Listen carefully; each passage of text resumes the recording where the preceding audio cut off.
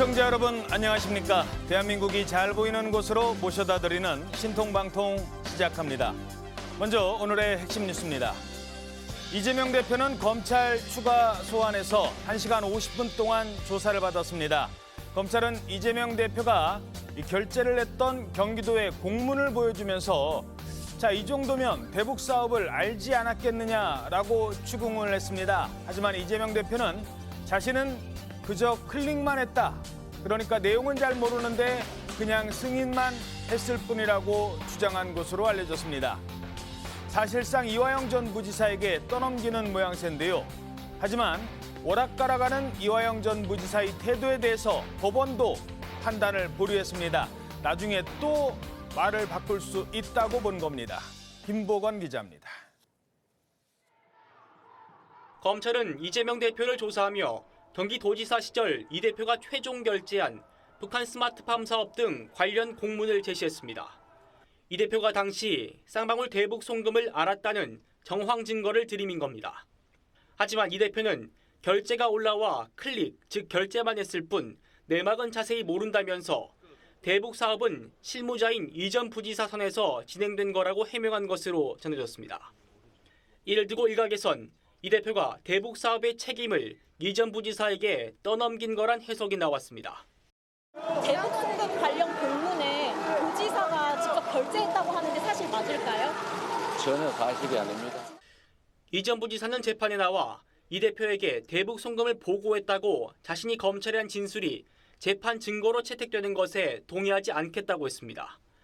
불과 한 달 전에는 증거 채택에 사실상 동의해놓고 다시 입장을 바꾼 건데 재판부는 이 전 부지사 진술이 오락가락하자 이 대표와 대북 송금의 연관성을 부인하는 변호인 의견서 채택을 보류했습니다.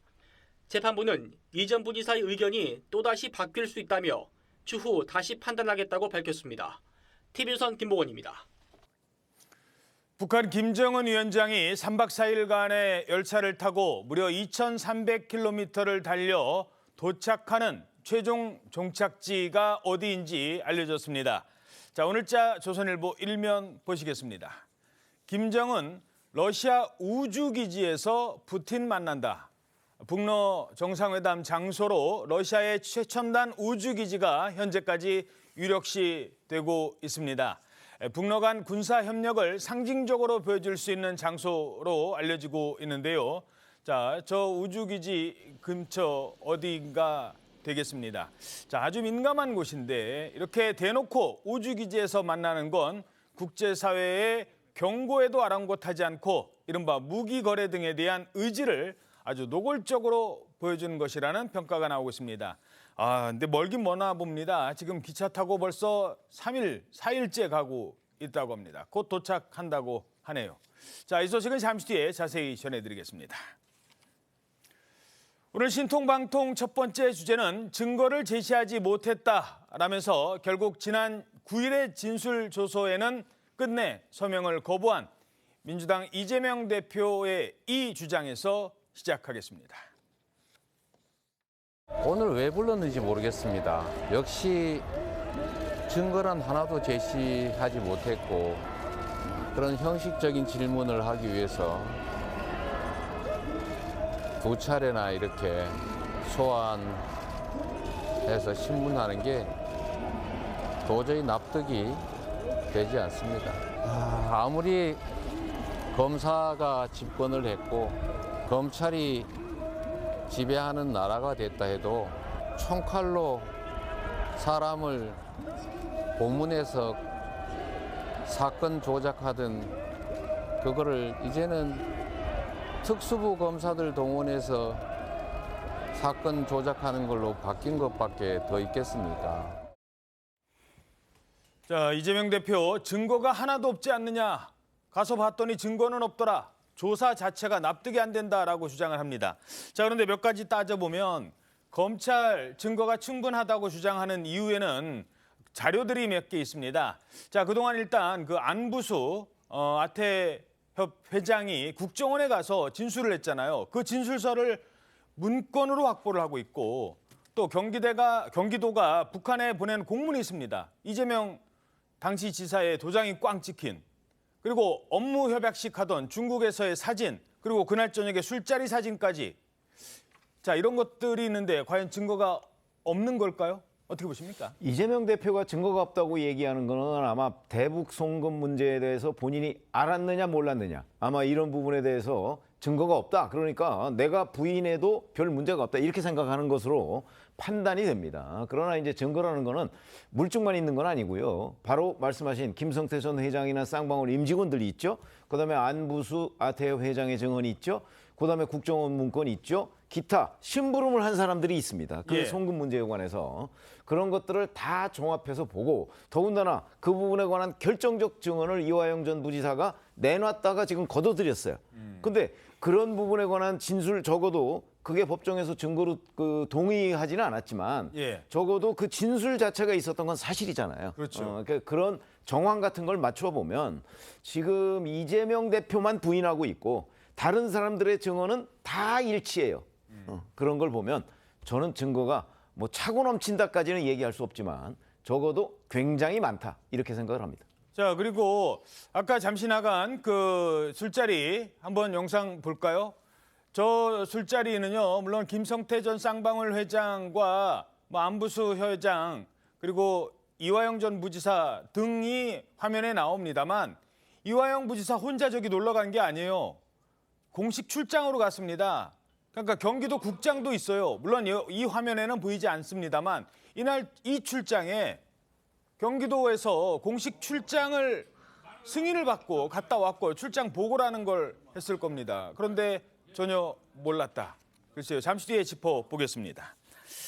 자, 그렇다면 어제 조사는 어떻게 됐을까요? 지난번에 왜 서명 안 하고 그냥 나왔잖아요. 어제는 서명은 했습니까? 예, 어제는 서명을 했는데요. 어제 조사한 것에 대해서만 서명을 했고요. 어허. 그 토요일 날 했던 1차 조서에는 끝까지 서명을 하지 않았습니다. 그렇군요. 이 어제는 그 어제 조사한 내용에 대해서 조서 열람만 무려 3시간을 쏟았는데 1차 조서에 대해서는 진술이 아직까지 왜곡돼 있다 이러면서 날인을 재차 거부한 겁니다.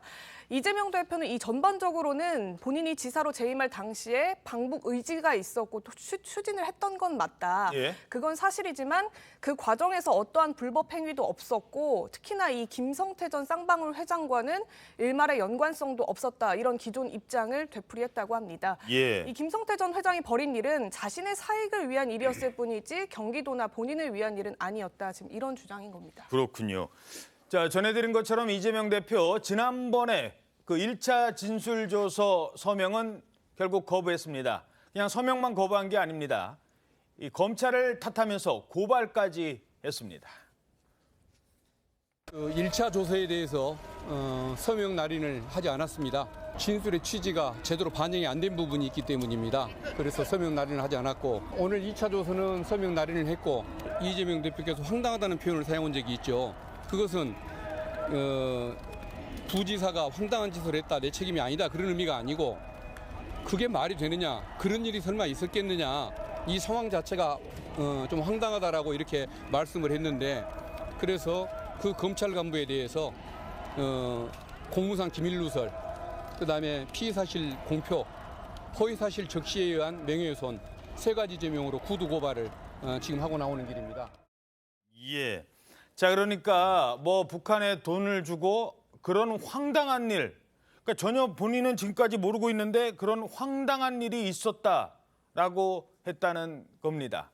자, 어찌됐든 취지가 잘못됐으면 고쳐준다고 했잖아요. 그거 고치면 되는데 서명을 거부하고 고발까지.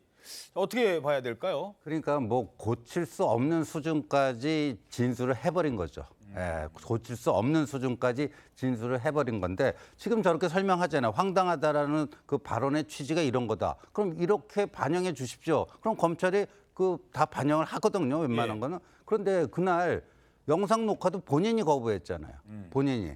원래요, 피의자에게는 그 영상 녹화하는 거 동의받을 필요가 없습니다. 그러니까 검찰이 그냥 직권으로 하면 되는 거예요. 근데 야당 대표니까 그것도 존중해갖고 배려해가지고 그 영상 녹화 안 하겠다니까 그것까지 안 한 건데, 영상 녹화했으면 누가 거짓말 하는지가 바로 나오지 않겠습니까? 예. 그런데 저는 이렇게 봐요. 왜 어제 2차, 어제 조사는 서명 날인을 하고 토요일 받은 거는 왜 그랬는가? 예. 이 전략이 바뀐 거예요. 어떻게요? 아니, 그러니까 토요일 날은 보니까 이화영이 모든 걸 다 떠넘기게 한 건데 예. 어제 뭐 조선일보를 비롯하고 기사가 나왔죠. 이화영에게 다 떠넘기게 한다. 그러면요, 이게 수익만 했다. 정치인은 여론을 먹고 사는 사람들인데 여론상 어떻게 됩니까? 예를 들어서 저 이전에 김관진 전 국방부 장관은 뭐 댓글 사건으로 검찰 나가서 재판 가고 다 내 책임이다. 내 부하들은 건드리지 마라. 모든 걸 다 내가 책임지겠다. 근데 이재명 대표는 아니잖아. 다 얘 책임이야.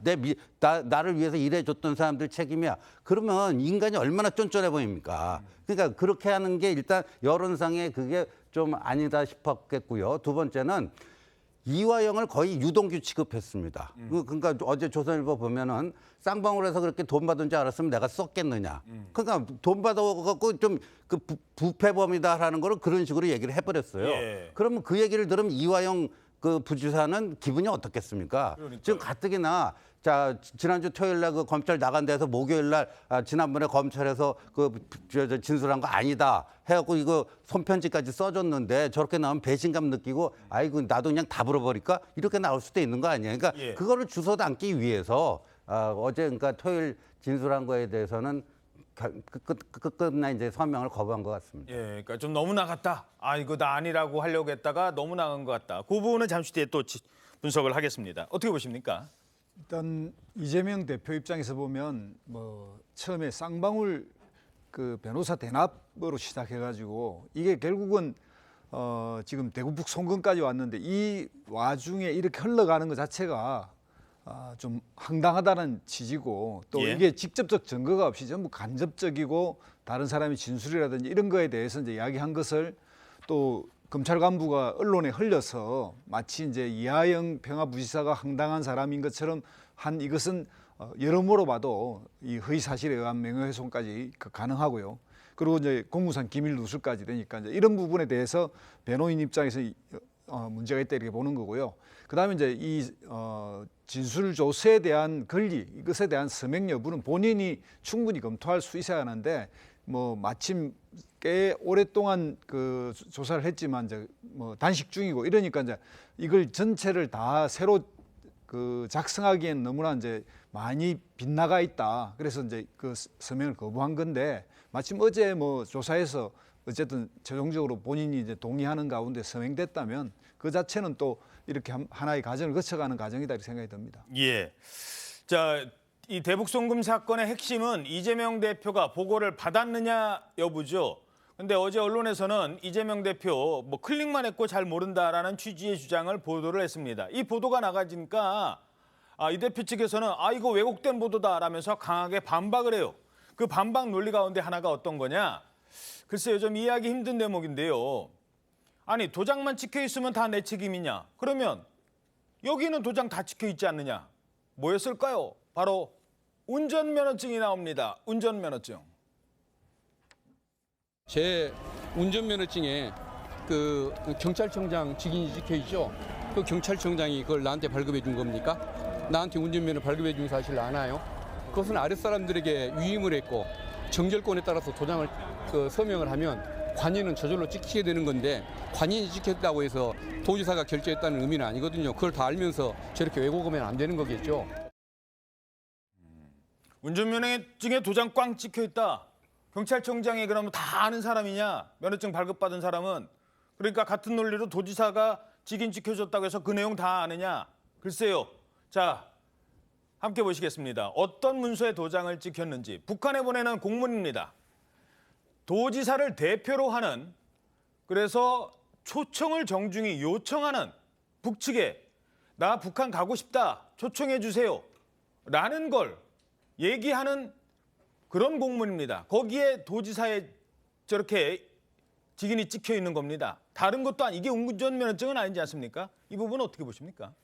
그리고 실제 이화영 전 부지사가 북한을 방문하고 온 이후에 2018년 10월 7일로 제가 기억하는데 이화영 전 부지사 기자회견을 합니다. 예. 거기서 북한과 6개항을 합의했다고 발표를 해요. 어허. 그리고 이 6개항에 대한 구체적인 협의를 하기 위해서 이재명 도지사를 포함해서 뭐 시군 구청장 뭐 이런 사람들이 곧 방북을 할 것이다. 이렇게 돼서 그때 신문 방송을 보면 연내 방북 이런 얘기가 있습니다. 저거랑 같은 개념이잖아요. 저거는 그 2019년 이듬해의 일입니다. 예. 2018년에 이미 그런 일이 있었습니다. 그렇게 보면 자 부지사가 지사 모르게 지사가 언제 북한 간대요라는 걸 언론 앞에 공표를 할 수가 있다고 생각하는 사람이 몇 명이나 될까요, 과연?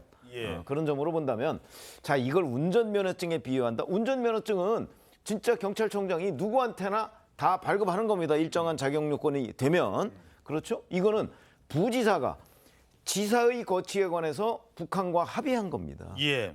이게 이걸 어떻게 비교할 수가 있겠습니까? 이거를 비교하는 박균택 변호사.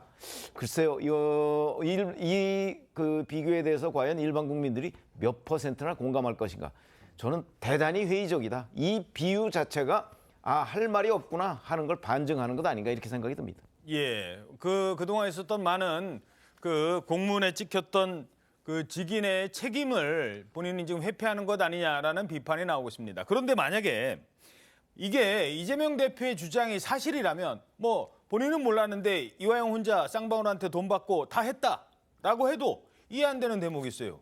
자, 나도 모르게 그런 일을 추진했다라면 지금이라도 이화영 전 부지사한테 따져야 되잖아요. 왜 나 모르게 그런 엄청난 일을 벌였는지 황당한 일이라면서요.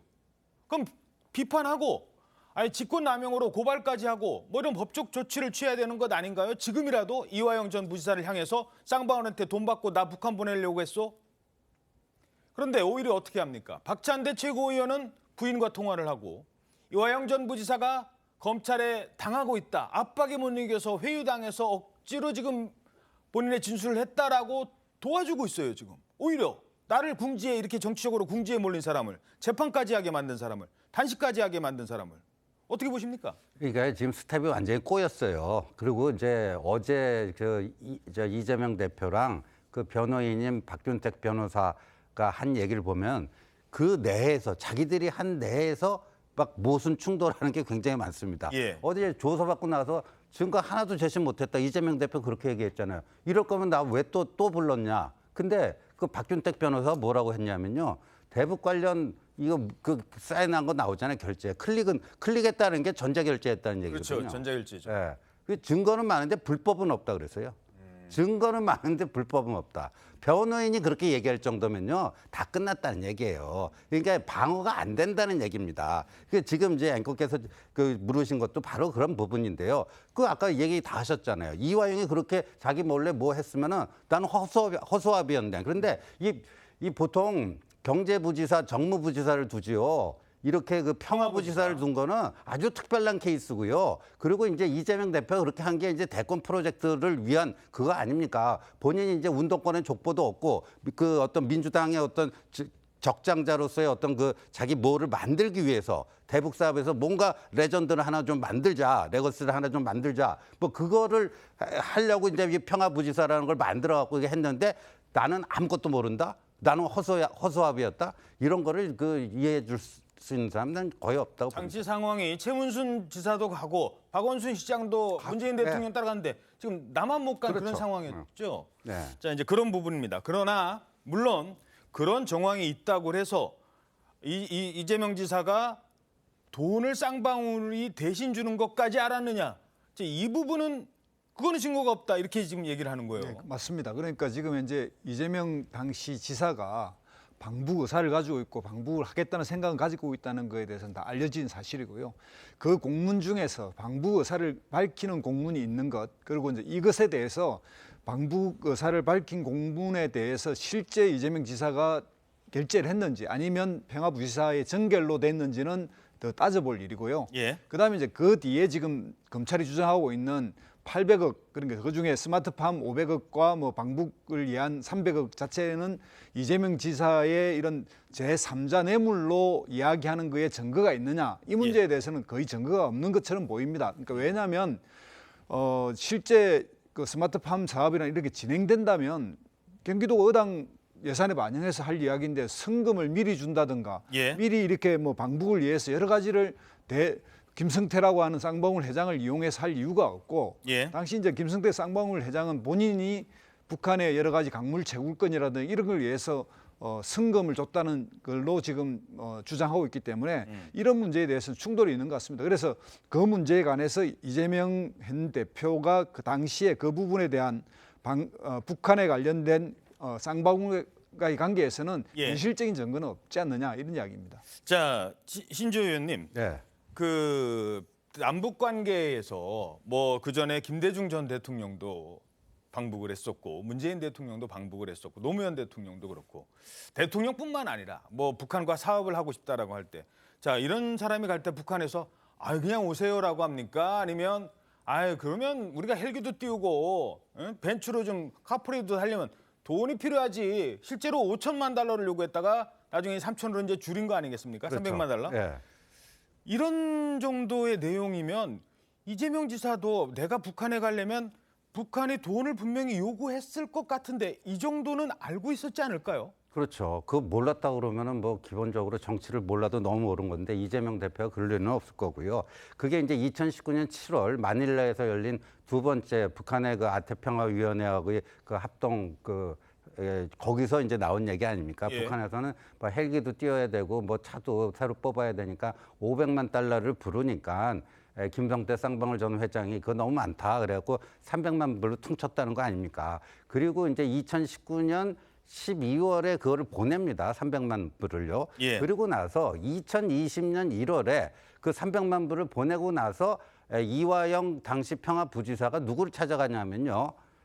김현철 통일부 장관을 가서 면담을 합니다. 아, 그렇습니까? 예, 그 2020년 1월이에요. 300만 불 보내고 한 달 후쯤입니다. 그래서 뭘 요청하냐면 이재명 도지사가 개성을 좀 가고자 하니 가려면은 통일부로부터 방북 허가 받아야 되잖아요. 예. 방북 허가 좀 해달라.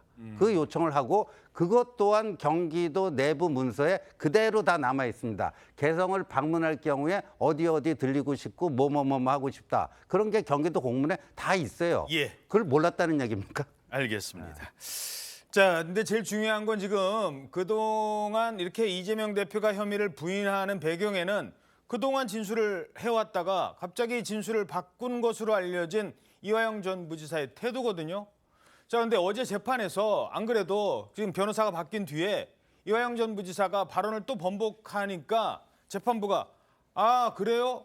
아, 그러면은 그동안 다 협박이 있었던 거고 지금까지 했던 진술은 다 무혐의인 거네요 하고 받아들일 줄 알았는데 잠깐만요. 왜 이렇게 말을 많이 바꾸세요? 라면서 오히려 증거 채택을 보류했다. 이런 상황이 발생했어요.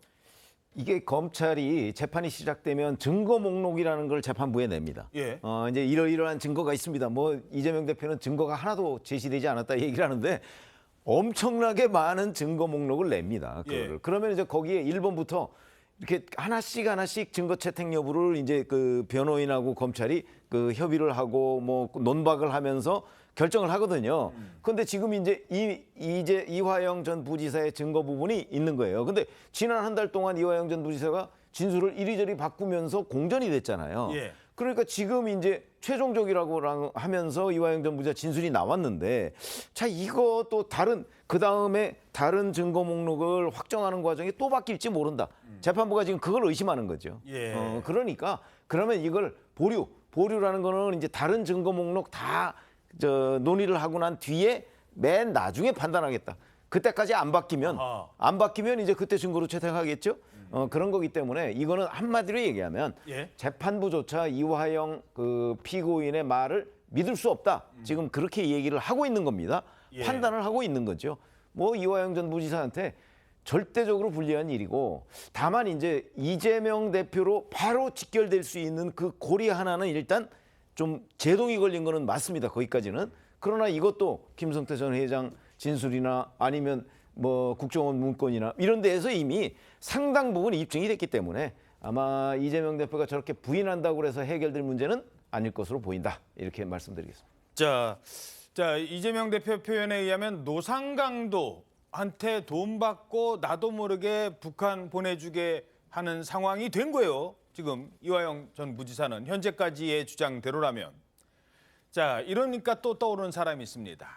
자신과의 관련성을 부인해 올 때 그 단계를 끊기 위해서 도저히 이 사람은 나랑 같이 갈 수 없는 사람이라고 얘기하면서 지금은 완전히 남이 된 그 사람이 등장을 합니다. 작년 12월에 사표 던지고 나가버렸어요. 예, 그 얘기는 들었습니다. 그분은 연락한 일이 없습니다. 제 시간이니 사표 던지고 나가버린 다음에 이번에 대선 경선에도 전혀 나타나지도 않는 그런 사람입니다. 자, 누구 얘기냐? 바로 유동규 전 본부장입니다. 유동규 본부장 사표 쓰고 나갔다니까요. 요즘에 나타나지도 않아요. 근데 유동규를 위해서 한때는 변호사까지 붙여줬잖아요. 자, 그리고 이제는 이화영 전 부지사와 선긋기에 나서고 있습니다. 이 상황에서 이화영 전 부지사 모든 걸 자신이 다 한 걸로 인정을 해야 될까요? 자, 이 부분에 대해서 일단 어떻게 생각하십니까, 김대수 소장님? 지금 이화영의 선택 어떻게 될까요? 일단 뭐 그 검찰발 이하영 부지사가 약간 그 이재명 지사에게 보고한 듯한 뭐 이야기가 나왔다가 결국 그 변호인단과 그 부인 간의 여러 가지 문제 제기를 통해서 최종적으로 이하영 지금 현재 부지사의 재판에서 본인이 이제 최종 진술을 했습니다. 그거는 뭐 검찰의 압박이라든지 이런 거에 대해서 그런 상황에서 어쨌든 나온 진술이다. 그래서 그 사실이 없다 이렇게 이야기했고, 지금 현재 이제 변호인들이 그동안 이제 뭐 바뀌는 과정이 있었기 때문에 그것 때문에 재판부가 충분히 이제 자료 검토가 됐느냐 여부를 보고서 증거 채택을 뒤로 좀 미룬 거 아닌가, 저는 그렇게 해석합니다. 마음이 바뀔지 아직 모르겠다. 예, 어떻게 보십니까? 그러니까 저게 뭐냐면요. 이제 이재명 대표가 이게 뭐 최후의 적이에요. 방어 그 전략으로 그전에는 이화영과 자신이 같이 살아나는 전략을, 방어 전략을 구사해야 될 거 아닙니까? 그게 도저히 불가능하다는 걸 이제 본인들도 인정을 한 거예요. 그러니까 이화영 선에서 잘라버리자. 나는 살고 이화영은 버리자. 그러니까 쌍방울 김성태와 이화영 간의 그 800만 불 거래, 그거를 방어하기 힘들다는 거 본인은 또 아는 거예요. 이 단어를 쓰긴 좀 그렇습니다만 이른바 죄수의 딜레마. 그렇죠. 그래서 이제부터 이제 이화영과 이재명의 죄수의 딜레마가 본격적으로 이제 시작이 된 겁니다. 그런데 이제 이화영 부지사가 어떤 태도를 보일 것인가, 그게 이제 귀추가 주목되는 거죠. 근데 이화영 부지사가 올해 환갑이에요. 근데 이거를 다 뒤집었으면요, 독박을 쓰게 되면요, 형량이 장난 아닐걸요. 혼자 다 이제 책임져야 한다면. 그거 쓰면요, 거의 뭐 10년 이상, 뭐 80 다 돼갖고 나와야 되고, 이화영 부지사가 과연 그런 선택을 할 것인가. 그런데 이제 이화영 부지사의 또 배우자는 또 입장이 묘하지 않습니까? 예. 자기 남편을 방어하려고 하는 건지 이재명 대표를 방어하려고 하는 건지, 그래서 여러 가지 복잡한 장면들이 앞으로 연출되지 않을까 보여집니다. 아니 근데 그걸 떠나서 간단하게 얘기하면 예. 아니 부지사가 지사 모르게 모든 일을 했다 이거잖아요. 그걸 누가 동의할 수가 있겠습니까? 판사인들 그렇게 인정할 수가 있겠습니까? 예, 제1야당 대표가 주장을 하시는 거. 아니 그러니까 저는 그 이재명 대표는 그렇게 주장할 수 있을지 모르겠으나 그 이재명 대표를 제외한 어느 누구도 저는 그건 부지사가 지사 모르게 했다는 거는 인정할 수가 없을 것이다 이렇게 생각합니다. 자, 검찰은 어찌됐든 이거를 재판정에서 혐의를 입증할 증거로서 내놔야 되는데 검찰은 어때요 지금? 이 말씀 지금 계속 해주시는 대로 이게 이재명 대표까지 인지를 했느냐, 연결고리를 지금 검찰이 제시하는 것이 가장 중요한 관건으로 꼽히는데, 이 어제 이화영 전 부지사 재판에서 검찰이 제출한 증거가 있습니다. 이 지난 2019년 1월에 중국 선양에 있는 호텔에서 열린 북남 경제협력 사업 협약식 장면, 또 후속 만찬 현장 모습을 증거로 검찰이 제시를 한 건데요. 이 협약식에 당초 이화영 전 부지사는 참석을 하지 않았다, 이런 입장을 고수를 해왔는데, 이 회의 테이블에 나란히 앉은 모습이 사진으로 공개가 됐고요. 말씀 중에 죄송하는데요. 저 때 술에 취한 김성태가 중앙일보 보도에 의하면, 자, 명철아, 옆에 있는 송명철 실장한테, 명철아, 화영이 형이 나의 형이야. 그러니까 너도 형으로 모셔. 이런 취지로까지 뭐 서로 술을 한잔 했으니까 뭐 그런 얘기까지 지금 나온 영상이 확보가 됐어요. 예, 지금 그 영상 얘기인데, 이 만찬 자리에서 저 지금 모습인데요. 오디오로 나오는 게 송명철 조선 아태위 부실장한테 김성태 전 회장이 한마디만 할게 명철아, 화영이 형이 나보다 형이다, 이런 말을 하는 장면이 영상으로 담겼습니다. 예. 이 상황만 본다면, 그러니까 송 부위원장도 부실장도 이 이화영 전 부지사에 대해서 어느 정도 인지를 하고 있고 아는 관계다라는 걸 좀 증명해 볼 수 수 있는 내용이고 또 이 김 전 회장이 합의서를 서명한 이후에 대통령 한 번 만들어야 된다 지금 이런 말도 한 개 나오고 있거든요. 영상으로도 오디오로도 나오고 있어서 검찰은 이 부분이 경기도와 또 이재명 지사가 이 일련의 과정들에 대해서 연관 또는 개입된 정황 가운데 하나다. 지금 이런 결정적인 증거다라고 제시를 하고 있는 겁니다. 자, 당시 영상이 어느 정도의 이미 이제 협약식을 가진 그날 그 옷은 셔츠는 같은 셔츠이기 때문에 그날로 아주 추정이 이렇게 되고 있는데요. 자, 명철아, 화영이 형이 내 형이야. 앞으로 형으로 모셔. 제가 굳이 뭐 김성태 회장의 과거에 대해서 얘기하고 싶지는 않습니다만 서열은 확실히 술만 마시면 바로 정하는 그런 모습도 볼 수 있는 것 같습니다. 저게 저 영상도 있지만 어제 그 중앙일보가 그 제보자를 통해서 확보했다고 하면서 보도한 내용 중에는 사진이 있어요. 그러니까 그 저기 이화영 전 부지사 같은 협약식 할 경우에는 때. 저 식당에만 우연히 만나서 참석했다 지금 계속 이런 주장을 해왔었는데 그 전에 협약식에도 옆자리에 있었어요. 주요 인물로서 그 회담자 중에 한 명으로 참석한 모습이 담긴 사진을 새로 공개를 했거든요. 예. 그러니까 뭐 중앙일보 이때는 이화영 전 부지사가 사진을 촬영해준 이쪽 위치에 물론 촬영을 직접 해줬는지 모르겠습니다만 여기서는 목소리가 나오는 거고요. 예, 이 영상에서는 목소리로만 이게 이화영 전 부지사다라고 했는데 어제 그 다른 사진에는 회의 테이블에 양쪽으로 해서 앉아 있는 모습. 예, 김 전 회장과 나란히 김 전 회장 쪽에 앉아 있는 모습 이 부분이 지금 추가로 나오기도 했었습니다. 예, 알겠습니다. 자, 지금부터는 당대표에 대한 체포동의안 처리가 점점 다가오고 있는 민주당의 내부 사정도 들여다보겠습니다. 이재명 대표가 단식에 돌입한 지 오늘로 14일, 2주째입니다. 이 대표는 어제 수염도 이제 무성이 자란 상태에서 검찰에 출석하면서 기력이 쇠한 듯 중간중간에는 말을 멈추기도 했었습니다. 자, 그런데 이 와중에 운동화는 파란색, 인사는 90도. 요게 사전에 미리 준비한 이벤트라는 해석까지 나오고 있습니다. 파란 운동화와 90도 인사, 이걸 어떤 의미로 해석하고 있는 겁니까? 예, 얘가 어제 이제 이 이재명 대표가 출석할 당시에 지지자들을 일일이 돌아보면서 인사도 하고 지금 말씀하신 대로 덥수룩한 수염 모습에 저런 파란 운동화를 신은 모습이 또 눈에 띄었었는데요. 예. 저게 이제 토요일 날 5차 조사할 때도 신은 운동화거든요. 저게 어떤 운동화예요? 저 운동화가 재작년 겨울, 그러니까 대선 공식 선거운동 첫날에 부산에 방문을 했을 때 유세를 하는 동안 한 청년이 초심을 잃지 말아달라 지금 이렇게 얘기를 하면서 더 열심히 뛰라는 의미로 이 운동화를 선물한 것으로 알려져 있는 그 운동화로 지금 전해지고 있습니다. 이 검찰 수사가 정적 죽이기 탄압 수사다 이 점을 강조를 하면서 지지세를 결집하기 위한 의도가 아니었겠느냐 지금 이런 해석이 나오고 있습니다. 자, 그리고 또 하나 눈에 띄었던 게요. 전에는 아무도 오지 마. 괜히 이상하게 보여. 나 혼자 갈게. 뭐 그러셨잖아요. 근데 어제는요. 무려 10여 명의 의원들이 보여요. 화면에 있습니까?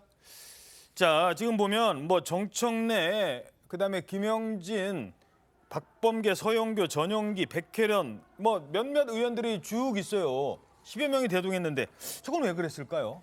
이재명 대표는 그동안 혼자 출석하겠다 이런 입장을 보였습니다. 예. 그래서 이제 의원들 나오지 말라고 했죠. 그래서 아마 일부 몇몇 핵심 당직자 빼놓고서는 가지 않았었는데 어제는 조금 예외적인 상황이었어요.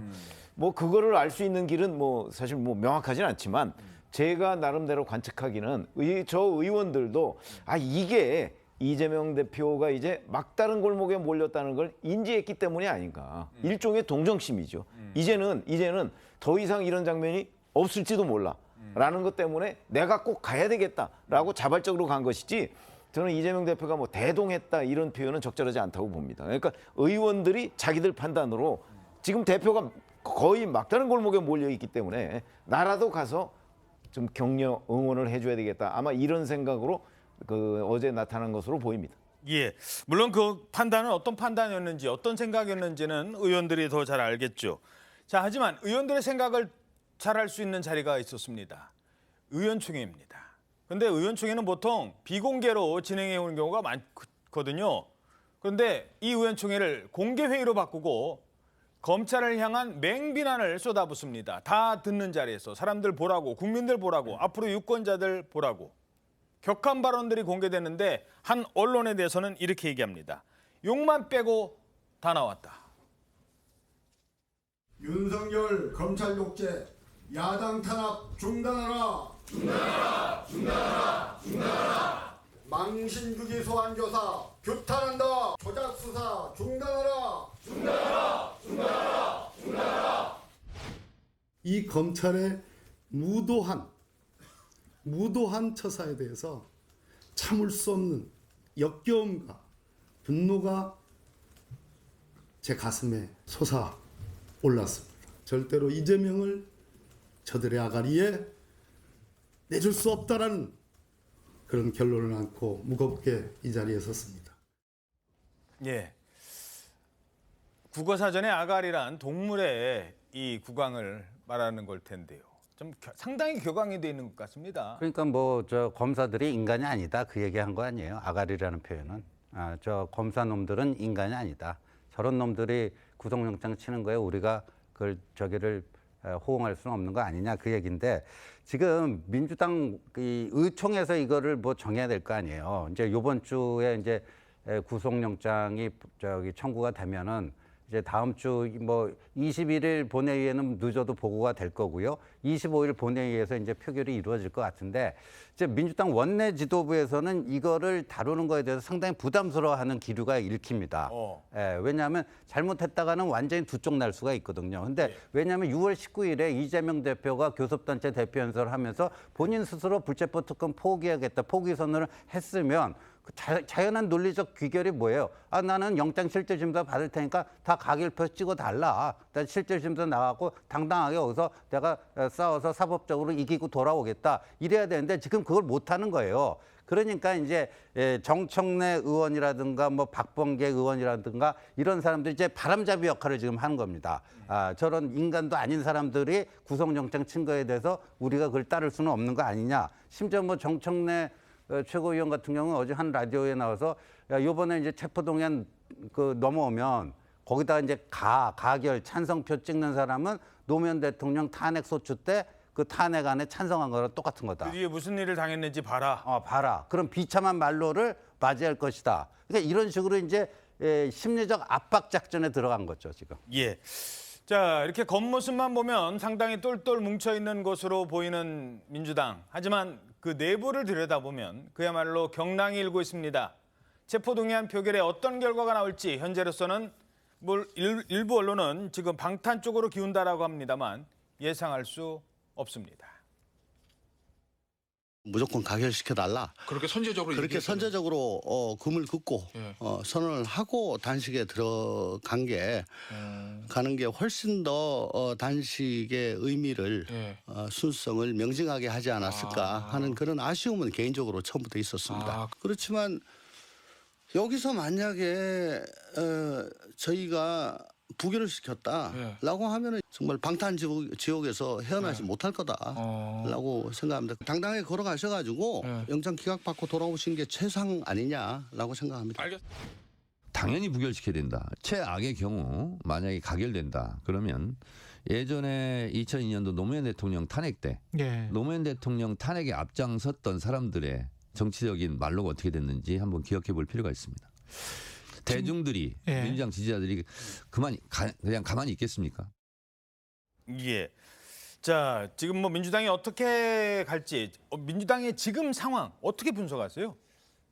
이재명 대표가 단식을 하고 있는 상황에서는 과거보다는 뭐 체포동의안에 대한 이야기를 적극적으로 하거나 그것에 대해서 뭐 약속한 대로 해야 된다 이런 이야기가 공개적으로 나온 경우는 거의 없고 이제 그런 부분도 점점 이제 줄어들면서 단식의 효과가 분명히 있는 것 같습니다. 이제 민주당이 똘똘 뭉치고 있는 상황이거나 좀 더 이기 상황으로 이걸 이제 상정해서 만약의 경우에 체포동의안이 온다면 어떻게 할 것인가는 두고라도 지금은 대표를 보호하고 대표의 생각에 집중할 때다 이제 이런 쪽으로 이제 의견이 모아진 것 같은데요. 만약에 이제 검찰이 이걸 체포동의안을 낸다면 이 상황에서 낸다면 지금까지 흘러온 어떤 정세에서 민주당도 당연히 가결이 아니라 그전까지는 당연히 가결될 거라고 생각했지만 이 상황이 온다면 부결 가능성도 높아진다고 생각하고요. 그 부분에 대한 어떤 뭐 논란이나 이런 건 좀 더 두고 봐야겠지만 지금은 단식의 효과는 분명히 가지고 있다 이렇게 생각이 듭니다. 예. 자, 단식을 놓고 지금 어떤 결정을 내릴지도 고민인데 근데요. 야, 이거 진짜 설마 싶은 화면이 하나 등장을 합니다. 이재명 대표의 단식에 대해서 뭐 누구는 뭐 도와주자 가서 뭐 큰절도 하는 사람이 있었잖아요. 그런가 하면 또 조롱하는 사람이 있는데 그 조롱하는 글에 한번 보시겠습니까? 자, 최지원 기자, 저 조롱하는 글에 문재인 전 대통령이 조롱하는 글에 좋아요를 눌렀다 이런 캡처 화면이 있어요. 에이 설마 이게 어떤 일이에요 일단? 이게 윤석열 정부의 민주주의 파괴에 맞서겠다면서 이제 무기한 단식 투쟁에 돌입한 이 이재명 대표에 대해서 살짝 조롱하는 듯한 메시지였거든요. 그런데 여기에 이 게시글에 문 전 대통령 계정으로 좋아요가 클릭이 된 겁니다. 이게 종종 있었던 일이라서 이게 문 전 대통령이 좋아요를 누를 법한 게시물이 아닌데 그렇죠. 좋아요가 눌러져 있는 경우를 두고 이제 설왕설래가 왕왕 있어 왔는데요. 어제도 뭐 이거에 대해서 특별하게 해명이 있거나 하지는 않았는데 이 글 자체가 단식하는 것에 대해서 조롱을 하고 또 이 단식 취지에 대해서 의문을 제기하는 이런 글이었기 때문에 그 논란이 됐던 거고 이 누리꾼 중에 한 분은 우리 문통께서 어느 게시글에 좋아요를 눌렀다라고 하면서 이 게시글이 바로 이런 내용이더라 하면서 좀 더 문제 제기를 심하게 하는 듯한 그런 게시물도 잇따랐습니다. 예, 물론 이것도 가짜 뉴스일 가능성도 있다는 점 말씀드리죠. 요즘 하도 근데 이제 논란이 되니까 저희들이 잠깐 보여는 드렸습니다. 단식장과 관련해서 지금 또 하나 논란이 되는 게요. 민주당이 국민의힘 태영호 의원에 대해서 징계를 추진해 논란이 되고 있습니다. 바로 이 장면을 이유로 들고 있습니다.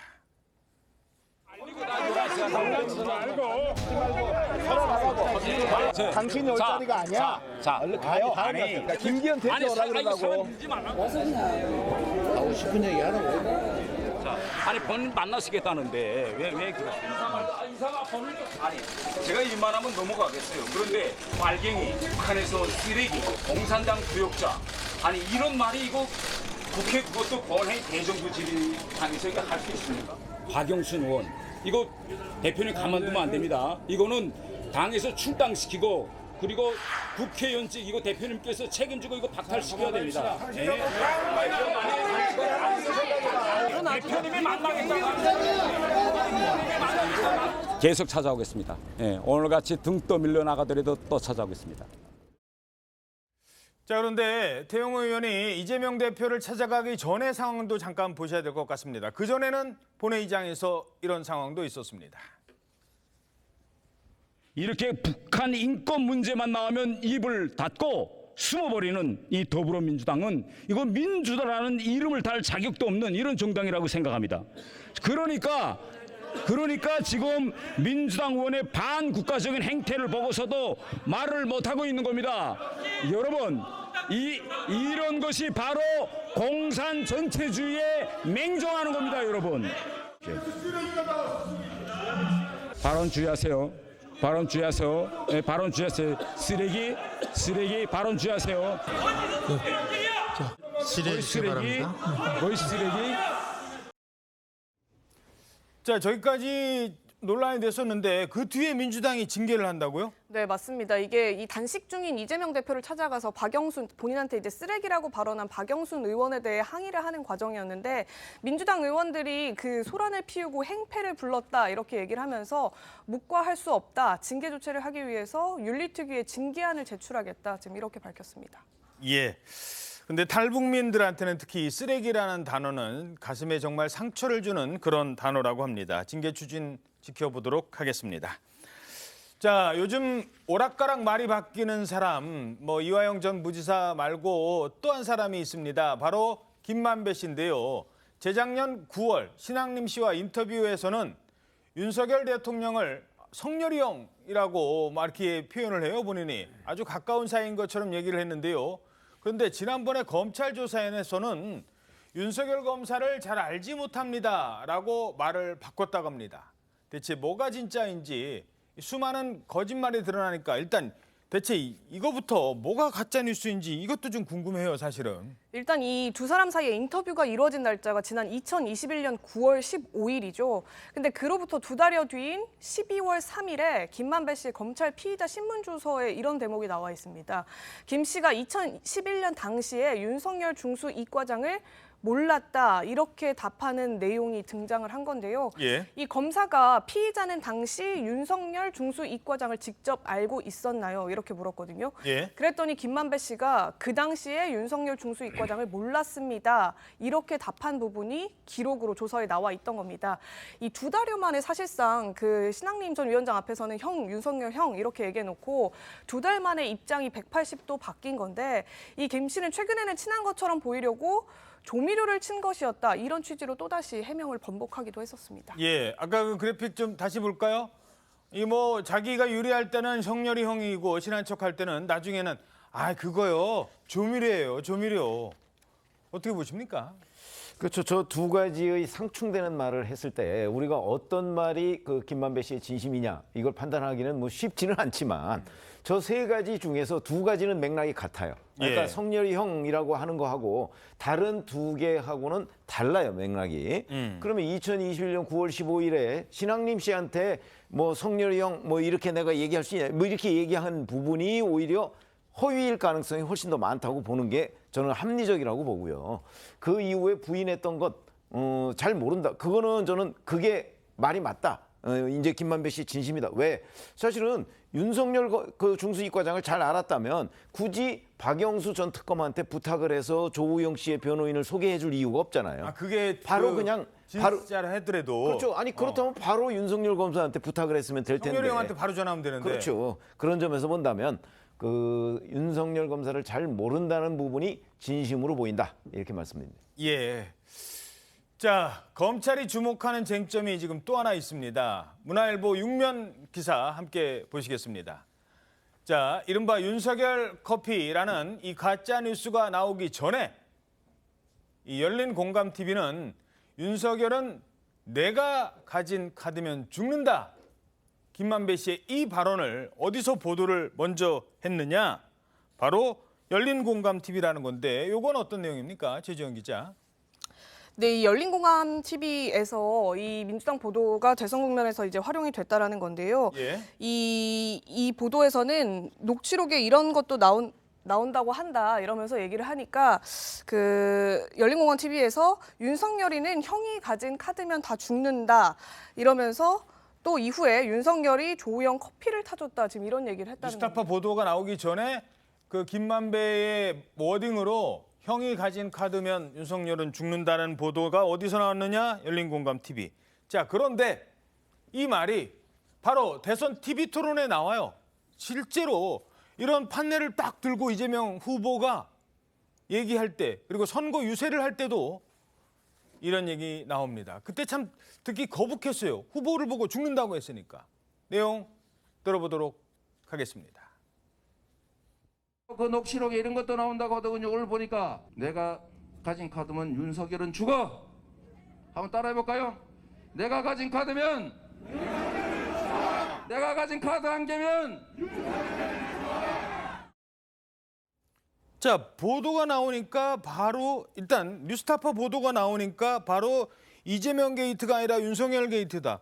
보도가 나오니까 바로 자, 여러분 따라하십시오. 감히 따라하기도 좀 그런 단어를 막 TV 토론에도 나왔어요. 그러니까요. 2021년 9월 15일 그 김만배 그 신앙님 허위 인터뷰가 있고 나서 그 인터뷰한 사실을 김만배가 이재명 측과 공유를 했는가? 요게 이제 우리 저 포인트 아닙니까? 그런데 예.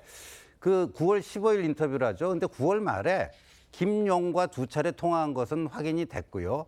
또 정진상과도 통화한 게 확실시 돼 보입니다. 왜냐하면 9월 28일에 유동규 씨가 그 용인 오피스텔에서 검찰의 압수수색을 받습니다. 근데 압수수색 직전에 정진상으로부터 전화가 걸려와요. 근데 정진상이 유동규한테 뭐라고 얘기하냐면 김만배 바뀐 전화번호 좀 알려줘. 예. 이거를 묻습니다. 왜냐하면 그 9월 13일에 조선일보가 일면에 그 대장동 의혹 중앙 언론으로서는 처음으로 9월 13일자 크게 보도를 합니다. 그 다음 날 9월 14일에 김만배는 자신의 휴대폰을 부숴버리고요. 예. 번호까지 교체를 합니다. 그 바뀐 번호를 그러니까 정진상을 몰랐던 거죠. 그래가지고 그 이제 그 유동규한테 너는 아느냐? 그러니까 그 유동규한테 그 바뀐 김만배의 번호를 물어본 이유는 뭐겠습니까? 자기가 김만배하고 연락할 일이 있다 그런 거 아니겠습니까? 예. 그러니까 연락했을 거라고 보고 그렇다면 9월 15일에 신앙님과 그 허위 인터뷰한 사실을 정진상, 김영등과 한마디도 나누지 않았을까? 그렇게는 생각이 안 됩니다. 예. 근데 저게 저 내용이 어디에 나오냐면 정영학 녹취록에 나오는 거거든요. 김만배 씨가 정영학 회계사하고 얘기하는 가운데 나오는 얘기예요. 예. 그런데 이제 김만배 씨가 아까도 뭐 어디까지 김만배 씨의 말을 믿어야 되느냐 이제 의문이 들잖아요. 예. 정영학 녹취록에 보면 김만배 씨 자기 입으로 이 대장동 사건을 이재명 게이트다 이렇게 얘기하는 것도 있어요. 그러니까 그거는 완전히 다른 얘기잖아요. 그러면 그런 점에서 본다면 김만배 씨의 말 하나하나 전부 다 검증해봐야 되는 거예요. 같은 녹취에도 이렇게도 얘기하고 저렇게도 얘기하고. 그러니까 윤석열은 내 형이 가진 카드면 죽어라고도 얘기를 했고 그 대장동은 이재명 게이트라고 얘기를 한 것도 있어요. 예. 그러니까 하나하나 다 검증해봐야 된다는 얘기입니다. 그러니까 커피를 타준 것도 처음엔 윤석열 검사인 것처럼 얘기를 했다가 나중에 신학림 씨가 또 물어보잖아요. 그때는 에이 그냥 가서 그냥 커피 얻어먹고 직원이 타준 거야. 또 이렇게 얘기한 대목도 있기 때문에 그러니까 그때 본인들한테 유리한 것만 뽑아서 쓴 겁니다. 근데 유리한 걸 뽑아 쓰더라도 좀 아까 좀 논란이 됐습니다만 다른 후보들은 이런 워딩 자체를 뭐 한번 남이 얘기하면 못 들은 척하고 넘어갈 줄 수는 있지만 이재명 후보는 이렇게까지 적극적으로 했었거든요. 이런 것도 나온다고 하더군요. 오늘 보니까 내가 가진 카드면 윤석열은 죽어. 한번 따라해볼까요? 내가 가진 카드면 내가 가진 카드 한 개면 자, 수많은 가짜 뉴스가 판을 치는 뭐 그런 대선 국면입니다. 사실 뭐 이번에 그 신학림 씨 인터뷰만 가짜 뉴스는 아니었어요. 뭐 많은 실제로 이재명 대표도 조폭과 연루됐다 이런 가짜 뉴스에 시달리기도 했었잖아요. 그런데 그걸 후보가 직접 나서서 자, 여러분 따라하세요. 라고까지 하는 경우는 없었습니다. 물론 지금 요건 좀 분리를 해야 됩니다. 그렇다고 해서 민주당이 저 가짜 뉴스에 의도적으로 개입을 했느냐라는 증거는 없습니다. 거기까지 말씀드리려고 하는 건 아니고. 그리고 두 번째는 자, 저런 본인한테 유리한 뉴스가 나오면 누구나 어느 후보나 이걸 좀 활용하고 싶어 해요. 홍보팀에서 자, 이런 뉴스 나왔습니다. 근데 저런 태도까지 보였는데 지금 가짜 뉴스로 밝혀졌음에도 불구하고 민주당은 모르는 일이다. 우리랑 관계없는 일이다까지만 얘기를 하거든요. 적어도 유감 표명은 해야 되지 않을까요? 일단 저 상황은 대선이라고 하는 특수 상황에서 당시 대장동 일이 전부 녹취록에 의해서 춤을 췄습니다. 각자가 유리한 쪽으로 해석해 왔고요. 아까 말씀하셨듯이 김만배 씨가 이런 이야기도 하고 저런 이야기도 하고 본인이 또 빠져나가기 위해서 여러 가지 약간 거짓말도 했고 본인 표현에 하면 조미료를 칠 수도 있고 여러 가지 이제 상황이 있었다고 보고요. 현재 이제 김만배 신앙님의 이 가짜 인터뷰 이렇게 이야기하는데 사실 이걸 70분을 다 들어보면 대화록입니다. 그 상황에서 기타 다른 사람의 전화를 받고 주고받고 문답이 인터뷰라고 할 수 없는데 이 과정에서 만약에 신앙님 씨가 또는 김만배는 모르겠습니다. 저게 보도될 3월 6일까지 기타 민주당하고 연락을 했거나 민주당하고 이것이 공모했거나 이랬을 가능성은 거의 없습니다. 실제 그 중간에 뒤에 나타났던 이야기도 남욱 변호사라든지 이런 사람의 진술에서 나타났고 마지막 윤석열이 커피를 타준다는 이야기는 그동안 이런 이야기가 돌았는데 그게 유일하게 이제 음성으로 확인됐기 때문에 3월 6일 날 보도가 됐다 이렇게 봐야 되고요. 그런 측면에서 민주당은 현재 국민의힘에서 가짜뉴스라는 공세에 대해서 사과하거나 그런 문제는 별도의 다른 문제다 저는 이렇게 생각합니다. 예. 자, 그런데 이 인터뷰를 했던 신학림 전 위원장이요. 벌써 연속해서 검찰 조사를 또 받았거든요. 근데 조사받고 나서 이렇게 얘기합니다. 검찰을 고소하겠다. 흔쾌하게 이렇게 속 시원하게 말씀드리지 못하는 이유는 여러분들이 짐작하실 거고요. 제가 비사실 유포죄로 검찰을 고소할 것을 지금 계획하고 있거나 검토를 하고 있습니다. 검찰이 유포했다는 피의 사실 어떤 부분 말씀하시는 건지. 검찰의 어떤 부분이 허위라고 보시는 거예요? 네, 그 부분만 밝혀주세요. 어떤 부분은 피의 사실 검토라고 말씀해 주시는 건지.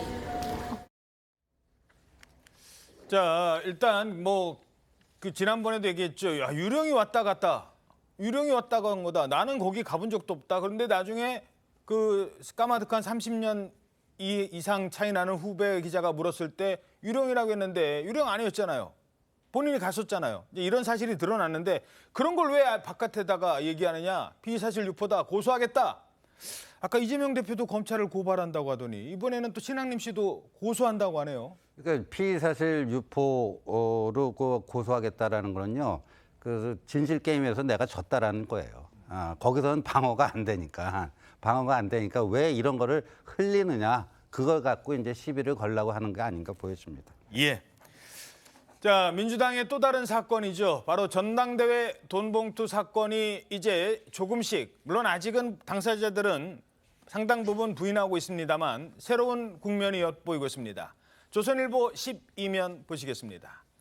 자, 송영길 전 대표의 보좌관 출신이죠. 박용수 씨가 인정했다고 합니다. 근데 아주 결정적인 거라고 하던데 최지은 기자, 뭘 인정한 거예요? 예, 이 송영길 전 대표 보좌관이 이 박모 씨인데요. 이 어제 법정에서 무소속 윤관석 의원에게 6천만 원을 건넨 사실이 맞다 이렇게 인정을 한 겁니다. 이 박 씨는 윤 의원이 돈이 필요하다고 하면서 2회에 걸쳐 본인에게 금품을 요청했다 이렇게 얘기하고 사업가 김모 씨로부터 받은 5천만 원 그리고 또 캠프에 있던 자금 이렇게 합쳐서 6천만 원을 이정근 저 사무총장을 거쳐서 윤관석 의원에게 전했다 이런 내용도 밝혔습니다. 자, 6천만 원을 줬다. 그냥 그러니까 이제 기자들은 6천만 원 맞네. 자, 20명한테 300만 원씩 20 곱하기 300, 6천 맞네. 그렇게 생각을 했는데 근데 그 돈이 그걸 돈 뿌리라고 그렇게 준 거는 또 아니다. 또 이렇게 얘기를 하고 있어요. 예, 검찰도 이제 그 봉투 20개를 형성하는 과정에 이 6천만 원이 쓰인 거 아니냐 이렇게 보는 건데 다만 이 박 씨 측 변호사는 선거권자를 매수하기 위해서 금품이 제공된 것이 아니고 그 선거 도와주는 사람들의 경비를 지급하기 위한 돈이었다. 지금 이렇게 해명을 하는 겁니다. 뭐가 다른 거예요? 돈을 전달하기는 했지만 이게 선거 자금이 아니라 단순 경비다. 뭐 선거 많이 또 신 위원님께서 치러봤으니까 이게 뭐가 선거 자금은 아니고 단순 경비예요. 이게 무슨 차이예요? 단순 경비라는 건요. 합법적으로 쓸 수 있는 그거를 얘기하는 것 같아요. 저 맥락상. 그리고 나중에 선관위에 우리 돈을 후원금을 얼마를 걷어갖고 얼마를 이렇게 썼습니다. 그 쓴 용처 다 이렇게 나와야 되거든요. 근데 저게 변명이 될 수가 없어요. 단순 그 경비로 썼다면요, 용처가 분명해야 돼요. 영수증 나와야 되는 영수증이. 그래갖고 그걸 선관위에 제출해갖고 선거 자금으로 인정을 받아야 되는데 그게 아니잖아요. 그러니까 저거는 그냥 뭐 변명에 불과하다 이렇게 봅니다. 자, 당시 윤관석 의원 이렇게 얘기했었죠. 나 3개나 뺏겼어. 그래서 우리 하여튼 이나 이나 둘은 또 호남이잖아. 거기 해야 돼, 오빠. 아이 오빠 호남은 해야 돼. 그래서 나는 인천 둘하고 원래 안 주려고 그랬는데 얘들이 보더니 또 형님 한 개 우리도 주세요. 또 그래갖고 거기서 3개 뺏겼어. 자, 일단 돈을 건너간 것까지는 인정을 했는데 이게 단순 경비였다. 어떻게 보십니까, 이 상황, 수사 상황? 아니, 단순 경비 뭐 그런 걸 선거자금이라고 얘기하는 거죠. 다만 그게 불법이냐 합법이냐 뭐 이런 문제인데 이미 이정근 전 부총장의 녹음 파일에서 그게 불법적인 돈이라는 거는 뭐 대부분 다 인정이 된 거고요.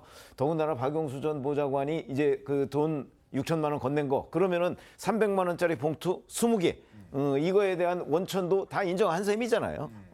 뭐 그다지 뭐 논란이 될 것 같지는 않습니다. 예, 돈에 건너갔고 그게 6천만 원이라는 것까지는 확인을 해줬기 때문에 그 돈을 어디다 썼느냐. 그 나중에 최지원 기자 뭐 이런 거를 좀 확인해 볼 수 있지 않나요? 단순 경비면은 영수증 같은 거 확인해 볼 수 있는 거 아닌가요? 애초에 그 돈봉투 의혹이 논란이 됐을 때 제가 그 새 후보 당시 전당대회에 출마했던 새 후보의 그 선관위 등록, 선거자금 사용 내역 명부 그거 다 선관위에 신고하게 돼 있죠? 예, 그게 정보 보고 요청을 하면은 그 자료로 나오거든요. 보셨어요? 예, 그걸 다 살펴봤었는데 그 다른 후보들은 뭐 식비랑 숙박비 같은 것들도 올라가 있거든요.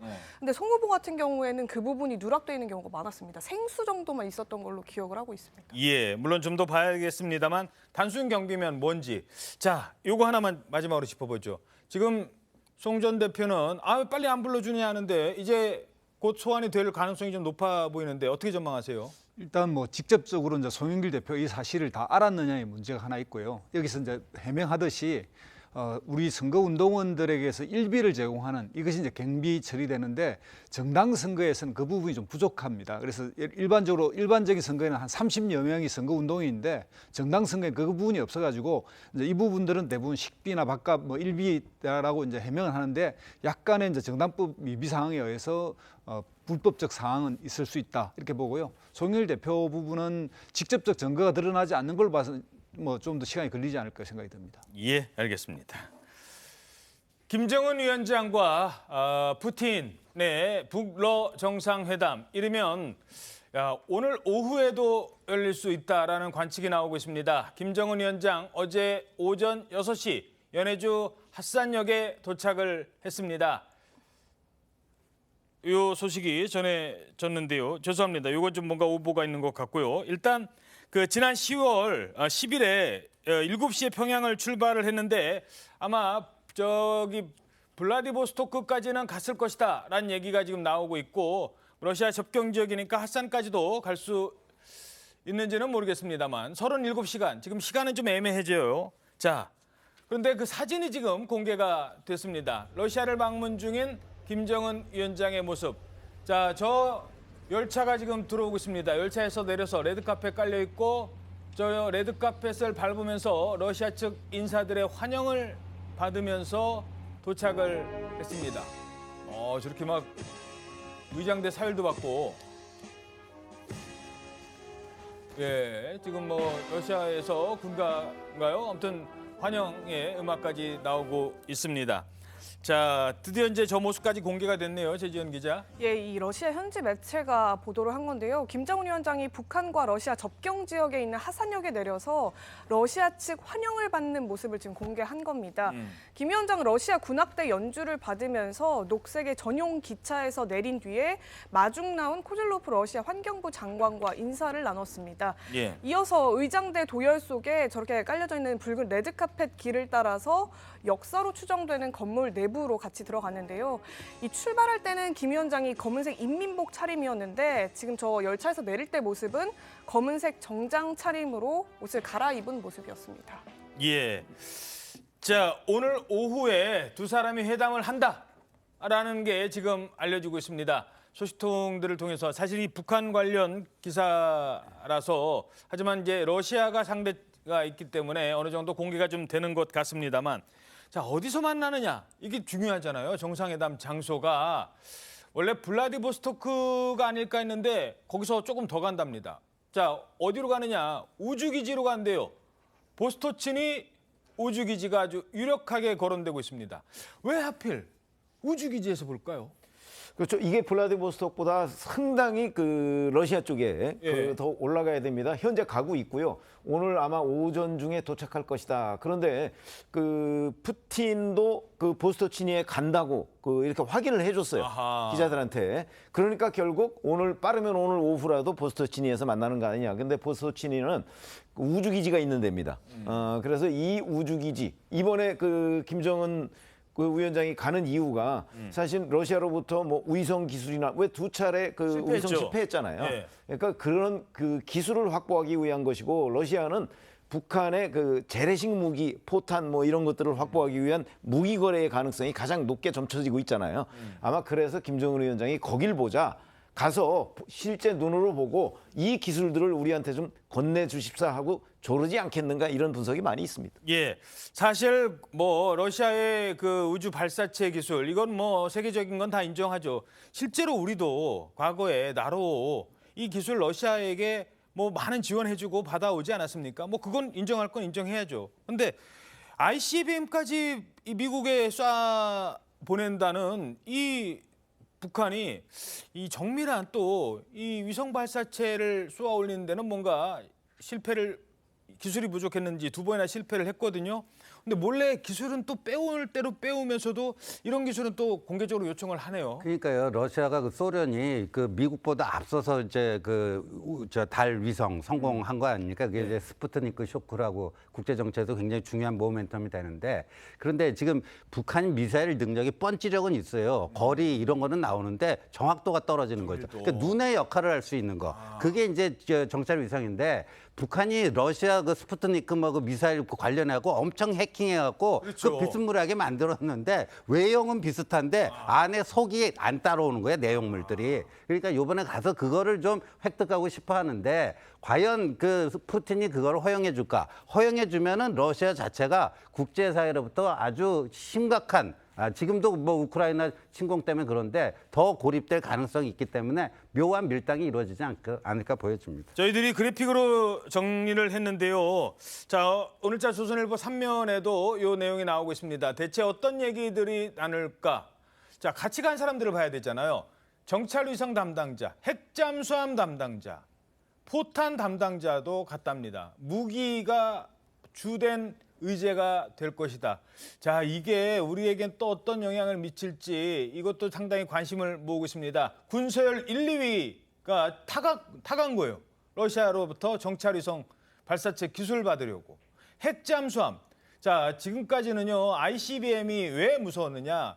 이 핵의 잠수함에서 뭐 동해 어디에서 남해 어디에서 나타날지 모르는 잠수함에서 그 SLBM을 쐈잖아요. 근데 이게 그동안에는 단순한 미사일 수준이었다면 여기다가 전술핵 장착이 가능한 핵 잠수함, 핵 추진 잠수함이 아니에요. 핵으로 공격할 수 있는 잠수함. 이 기술 담당자도 같다는 겁니다. 자, 그리고 또 하나는 아까 그 기차 보셨습니까? 저 기차 방탄은 될까? 이른바 태양호라고 하던데, 자, 손정희 변호사님, 저 태양호에 아주 관심들이 많은 것 같아요. 네, 움직이는 호화 요새라고도 부르고요. 1호 열차라고도 불리는 북한 최고 지도자들이 타고 다니는 열차를 말합니다. 이번에 이동수단에 대한 관심도 뜨거운 상황인데요. 김정은 위원장이 타고 간 열차는 사실은 예전에 김일성 전 주석이나 김정일 전 국방위원장도 사실 타고 이동했던 차량이거든요. 그때도 같이 이동했던 그 열차군요. 네, 그만큼 보안과 안전이 굉장히 잘 지켜져 있고, 뿐만 아니라 호화스러운, 뭐 예를 들면 이 러시아군 사령관 이 열차를 타고 나서 이렇게 이제 책에서 표현을 했습니다. 동방특급 열차라는 책에서 푸틴 열차보다도 훨씬 더 안락하다. 이런 취지로 이제 편안하다라고 이제 글을 쓴 것도 있는데요. 일단 뭐 최고급 와인, 뭐 어떤 종류의 음식이든 주문이 가능했다. 저기는 응급시설도 있고 뭐 노래방이라든가 여러 가지 시설들이 굉장히 잘 돼 있다라고 알려지고 노래방도 있는데요. 있고 최고급 와인도 나와요? 네, 이런 호화스러운 면뿐만 아니라 보안에도 이제 철저해서 방탄 열차라고 보통 표현할 수 있는데, 방탄으로 그 탄으로 위아래를 다 감춘 그 열차량이 있다라고 합니다. 모든 열차가 그렇진 않지만 10량짜리 중에 이제 어떤 게 있는지는 어디에 타고 있는지는 모르는 거예요. 네, 왜냐하면 김정은 위원장이 타는 곳은 그만큼 이제 보안과 안전에 철저히 했다라는 것인데요. 전용 칸이 있다라는 것이고, 전용 칸만 이렇게 방탄 유리, 방탄 탄으로 이제 뒤엎어서 아무도 이제 뚫을 수 없게 해놨다라는 거고요. 레이더 같은 거에는 좀 추적할 수도 있을 것 같은데. 위치 추적이 되지 않는 기능까지 이제 탑재를 했기 때문에 일명 스텔스 기능도 탑재되어 있다, 이렇게 알려지고 있고요. 더군다나 박격포 등으로 무장된 열차라고 하니까 그래서 비행기보다는 이렇게 열차로 이동했다라고 평가되고 있습니다. 예, 알겠습니다. 다음 소식입니다. 서울 강남 한복판에서 고가의 외제차를 몰다 주차 문제로 시비가 붙자 상대방을 흉기로 위협한 30대 운전자가 붙잡혔습니다. 간이검사 결과 필로폰, 엑스터시 등 마약이 무려 3종이 검출됐습니다. 자, 그런데 CCTV 보십시오. 마약 흡입하면 어떻게 되는지 조윤정 기자가 취재했습니다. 반바지 차림 남성이 비틀거리더니 앞으로 고꾸라집니다. 일어서 보려 하지만 몸을 제대로 가누지 못합니다. 약물에 취해 비틀거리는 건데 경찰이 출동한 뒤에도 정신을 차리지 못한 채 기어다니다 현장 체포됩니다. 추심을 계속 잡으려는데 못 내렸으니까 다리를 떨면서 형사들이 제압하고 나니까 너무 아파요 뭐 이런 말 받고 있죠. 30대 남성 A씨가 서울 강남도로 한복판에서 고가 외제차 람보르기니를 몰다 주차 문제로 시비가 붙은 상대방을 흉기로 위협하고 달아났다 경찰에 붙잡혔습니다. A씨는 차 안에 탄 채 자기 윗옷을 들쳐 허리춤에 흉기를 보여주며 흉기에 맞아봤냐는 등 피해자에게 폭언을 하며 위협했습니다. 위협을 느낀 피해자가 자리를 벗어나 경찰에 신고했고 A씨는 차를 인근에 세워둔 채 달아났다 3시간 만에 경찰에 붙잡혔습니다. 경찰 마약 간이 검사 결과 A씨에게선 필로폰과 케타민, 엑스터시 등 3종류 마약이 검출됐습니다. 경찰은 A씨의 동선을 추적해 마약을 투약한 구체적 경위를 조사할 예정입니다. TV조선 조윤정입니다. 네, 후쿠시마의 오염수 방류 1차가 끝났습니다. 1차 방류는 끝났지만 이 논란은 계속되고 있는데요. 최근에 먹방, 이 먹는 거 방송하는 사람들, 그 사람들은 먹어야 되잖아요. 방송하고 이러려면 먹방을 했다가 비판의 대상이 됐던 인물도 있습니다. 제가 한번 먹어보겠습니다. 우와, 맛있다.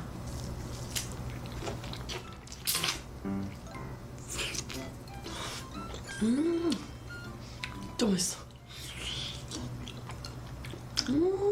우와, 윤기 봐.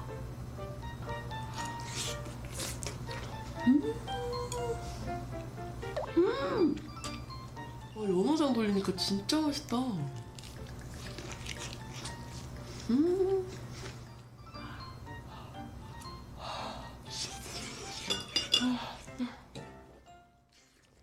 야, 저걸 다 먹는 거예요, 지금. 야, 진짜 대단한데요. 연어를 막 손으로 뜯어 먹는데 저러니까 구독자가 많을 수밖에요. 근데 아니, 저 먹방이 뭐가 문제가 되는 거예요? 찌양 씨가 저 수산물 먹방을 한 거잖아요. 네. 저거를 일본 오염수 방류 바로 다음 날에 진행을 했다는 거예요. 그러니까 사람들이 저 영상을 보면서 이제 친야 성향의 누리꾼들이 오염수에 절여진 수산물 먹방하지 마세요. 아주 수산물 홍보하고 일본 하이볼 홍보하고 납셨다. 일본이 오염수 버리는데 갑자기 해산물하고 일본 술을 마시면서 홍보하는 이유가 이런 식으로 이제 비판글이 달리면서 뭐 저런 킹크랩 먹고 막 이런 거는 다 해산물이다. 왜 지금 저런 거 먹느냐? 네, 그러면서 이재명 팬카페인 재명인의 마을에도 찌양 구독 취소하겠다. 이런 식의 글들이 올랐다는 겁니다. 네, 그럼에도 불구하고 찌양 씨는 이달 2일에도 킹크랩 먹방을 또다시 진행하기도 했습니다. 아, 그렇죠. 유튜버가 지금 해산물 빼놓고 뭐 얼마나 먹겠습니까? 그런데 자, 지난번에 이재명 대표 식당 간 거 저희들이 방명록 한번 보여드렸었는데요. 이재명 대표도 최근에 횟집 방문했었잖아요. 그때 방명록 있습니까? 그 방문을 해서 맛있게 잘 먹었습니다. 무슨 수산, 무슨 횟집이었나요?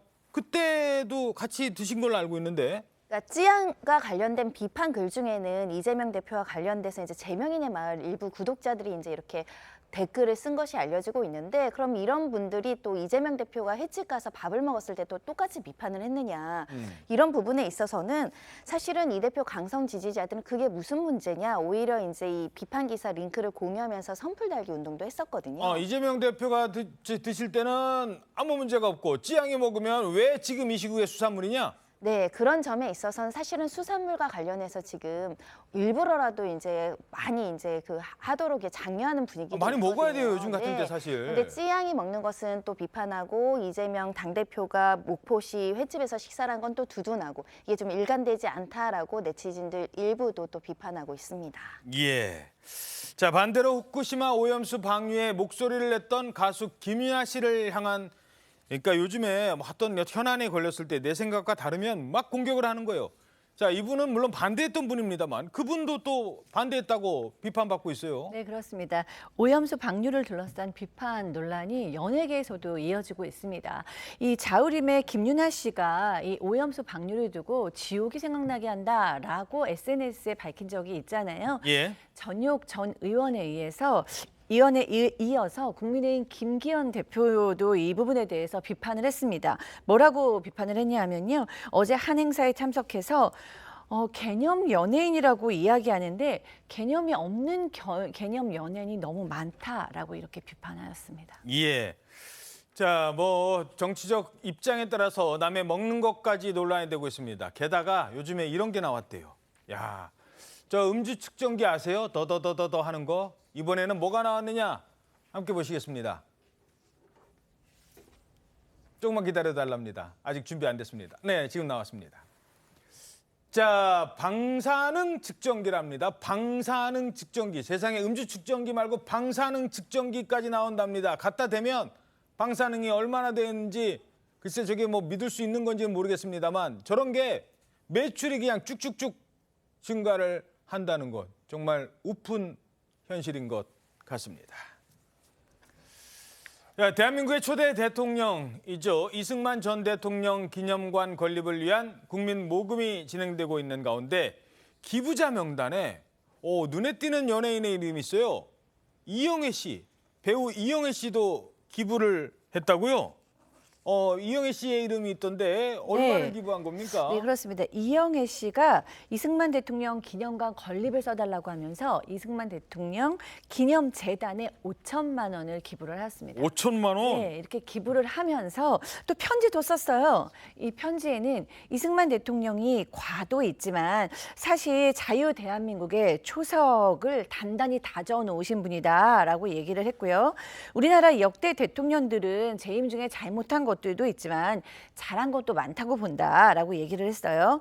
잘못한 것만 비난해서 국민을 갈등하게 만드는 것보다 잘한 것을 칭찬하면 우리 국민이 화합을 해서 우리 아이들이 더 좋은 세상에서 살 수 있지 않을까라고 생각한다고 덧붙였습니다. 예, 근데 사실 이영애 씨가 이번 이승만 전 대통령만 후원한 건 아니라고요? 이영애 씨가 그동안에도 박정희, 김영삼, 김대중, 노무현 이런 전 대통령들의 재단에도 계속해서 후원을 이어오고 있었던 거예요. 왜 그러냐면 역대 대통령들의 공을 기리고 국민 화합의 차원의 뜻을 담아서 이 같은 후원을 진행해 왔다고 합니다. 평소에도 기부천사잖아요. 네, 선한 영향력 굉장히 폭넓게 기부해 온 상황이었는데요. 고아원 아니면 소아원 환자들, 예. 독거노인 장애인 단체에도 꾸준하게 이제 기부한 사실이 알려지고 있고, 특히 이제 연예인으로서는 이례적으로 보험 관련 기부도 계속했었습니다. 우리 장병들, 순직한 장병들. 네, 2017년에 강원도 철원에서 이제 자주포 폭발 사고로 순직한 고 이태균 상사의 유족들에게도 1억 원을 기부하기도 했었고요. 예. 우크라이나에도 1억 원을 기부한 사실이 있고, 또 2016년에는 육군사관학교 1억 원을 기부한 사실도 있거든요. 뿐만 아니라 미국 하와이에 이제 산불 피해가 났을 때도 예. 5천만 원을 낸 사실이 있는 등 지속적으로 이렇게 선한 행보를 하고 있는 상황입니다. 연예인들의 저런 통 큰 기부가 많은 사람들에게 또 다른 감동을 주고 있는 겁니다. 자, 이번에는요. 엄마와 이 모정이라고 하죠. 엄마의 그 마음. 이건 얘네들도 마찬가지인 것 같습니다. 호주의 동물원으로 가보실 텐데요. 아기 침팬지 가족이에요. 아기 침팬지가 엄마 옆에서 놀다가 아이고 뱀에 물렸어요. 뱀에 침팬지가. 그래가지고 치료를 받았어요. 그러니까 엄마랑은 떨어져 있어야겠죠. 자, 그러다가 그 격리가 끝나는 날 엄마 침팬지와 아기 침팬지가 만납니다. 어떤 장면이었을까요? 자, 문을 열고 쑥 나오려고 하는데 엄마가 먼저 들어가요. 애야 괜찮아? 엄마 아파. 이제 괜찮아 이 녀석. 이제 조심해야 돼. 아이고 저 엄마 품 얼마나 그리웠을까요? 저 침팬지. 또 입을 맞추기도 하고. 저런 장면이 우리 애기 괜찮네. 건강에 이상이 없는 걸 확인을 하고 자 같이 가자. 엄마 보자. 그러고 있습니다. 야, 참 동물들도 근데 저것도 감동적인데 감동을 더 주는 숨겨진 또 이유가 있다고요? 저 어미와 새끼가 헤어진 지 한 하루 정도밖에 안 됐다고 합니다. 네, 진짜 죄송합니다. 엄청나게 오래 제가 헤어진 그런 얘기를 것처럼 했는데 애틋하게 막 달려가서 서로 껴안고 뽀뽀하고 막 그렇게 이제 저런 모습이 감동을 줬는데 근데 사람들이 더 감동받은 게 뭐냐면 어미와 새끼인데 친자식이 아니라고 합니다. 아이고. 어미한테 친구가 있었는데 친구가 먼저 세상을 떠났다는 거예요. 엄마가 죽었어요. 어미가 죽었어요. 친구가 죽었는데 그러니까. 친구의 새끼를 자기가 맡아서 기른 거예요. 새끼 예. 이름이 간달리인데 그러니까 사람으로 치면 입양을 한 거죠. 그래서 자기 자식처럼 키우고 저렇게 잠깐 그 격리가 돼 있었는데도 저렇게 애틋해하는 모습이 많은 사람들한테 감동을 주고 있습니다. 이야. 자, 그래서 어떻게 뱀에 물렸는데 좀 괜찮은가 봅니다. 저 새끼는. 네, 다행히 뱀에 물리자마자 동물원 직원들에게 긴급 구조가 됐습니다. 그래서 이제 사만다와 떨어져서 수의사들에게 밤새 치료를 받았어요.